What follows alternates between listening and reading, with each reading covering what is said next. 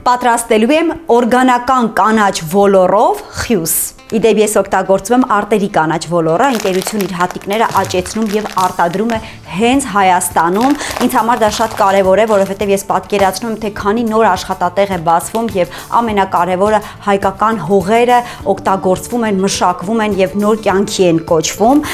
Կարող եք գտնել մի քանի սուպերմարկետներում, ես ներքևում անպայման կնշեմ, թե որ մարկետներից կարող եք գնել։ Տեսեք ինչ գեղեցիկ մարգարիտների նման ոլոր է։ Կանաչ ոլորը արդեն եփվել է, մի փոքր երկար է եփվում, չվախենաք, ուղղակի իմացեք, որ նախապատրաստվեք։ Ավելացնում եմ աղ, պղպեղ,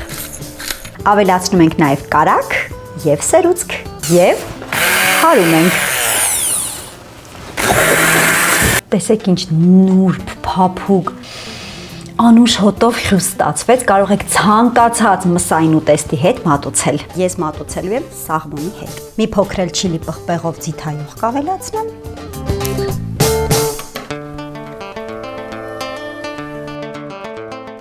Սեղմեք լայքի կոճակը, սրտիկեք ինձ, ուղարկեք այս բաղադրատոմսը ձեր ընկերոջը, իսկ ես